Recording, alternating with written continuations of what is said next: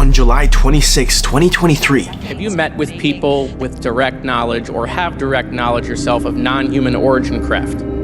Yes. Congress officially announced that we are not alone in the universe. Non-human, and that was the assessment of people with direct knowledge on the program I talked to. We are about to unveil something huge. Everything we thought we knew about us, the world, our past, is about to get utterly decimated. Congress officially announced the existence of aliens. Do you believe our government has made contact with intelligent extraterrestrials? And it turns out, I guess human or non-human biologics?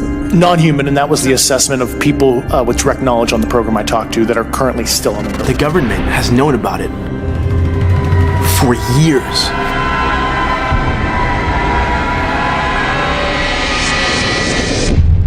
Do you think there's life on other planets? Well, definitely not. Not? Not. Well, what leads you to say that? Scientific investigation or...? The Bible never mentions anything like aliens, so we Christians are inclined to believe that there is just no such thing as life outside of Earth.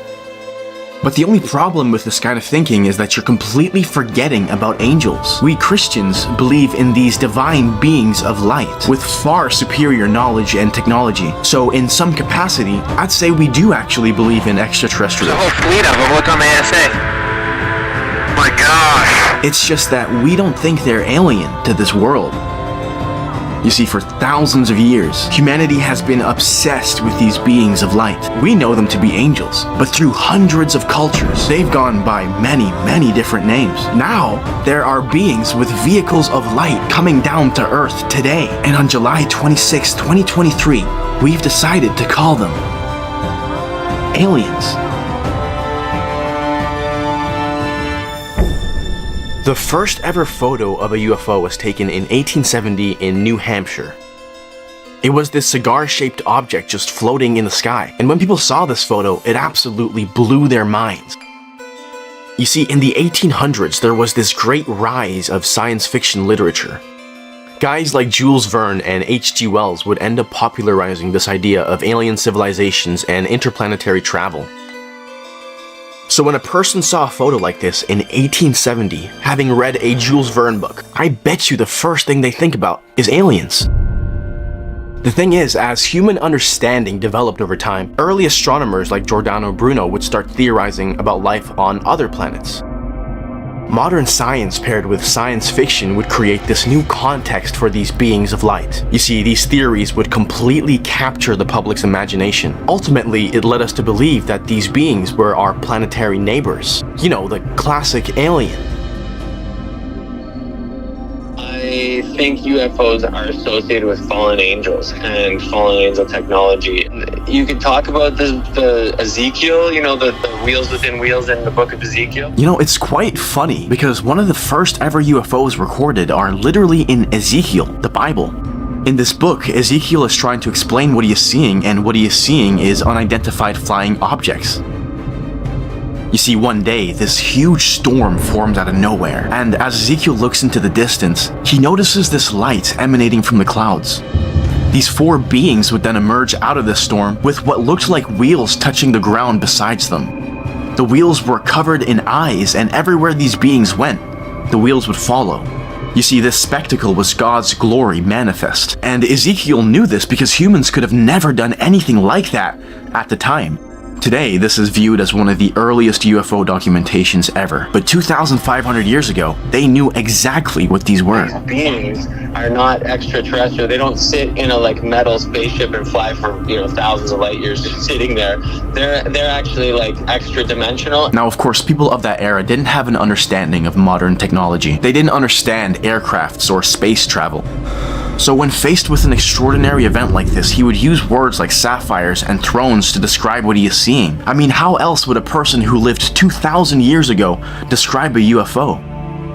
Even in the book of Elijah, we read about this chariot of fire which appears out of nowhere and carries Elijah up to heaven. It explains how this chariot had these horses of fire.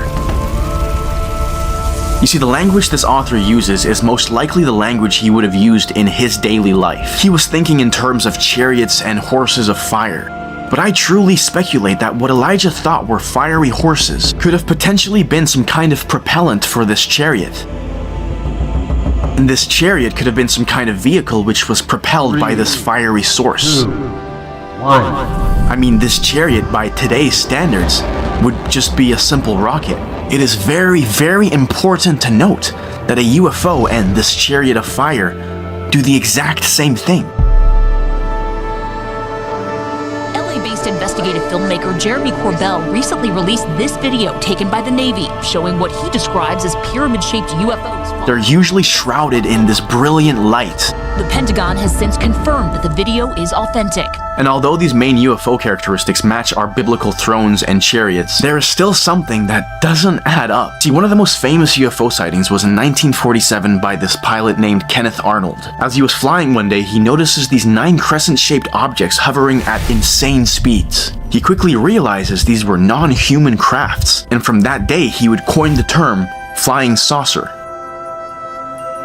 But this right here is what doesn't really add up. You see, the Bible mentions all kinds of angels and thrones, but it never once mentions anything crescent or saucer-shaped like we see today. Well, you have to remember that there are 2 groups of angels. On one end, we have our heavenly angels, like the ones Ezekiel and Elijah would have seen. But on the other hand, we have our fallen angels, the ones who rebelled against God.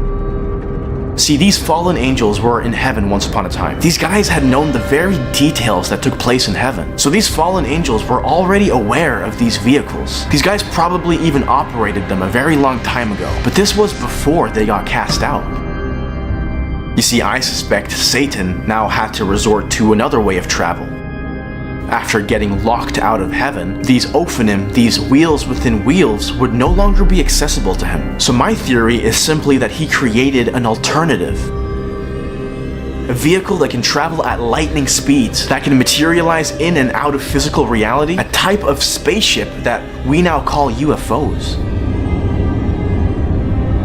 At this point, it is all speculation. I do not have all the answers, but what I can leave you with is rather a question. If you were the devil, and you wanted to bring us all down to hell, what would you do? What would you say?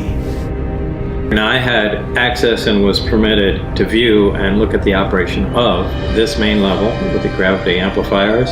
So it's the reactor here, powering the gravity amplifiers. Output goes into the gravity emitters at the bottom. The resulting gravity can be pretty much put anywhere you want to. I know of multiple colleagues of mine that got physically injured. By UAPs or by people within the federal government? Both. So there has been activity by alien, non-human technology that has caused harm to humans. I can't get into the specifics.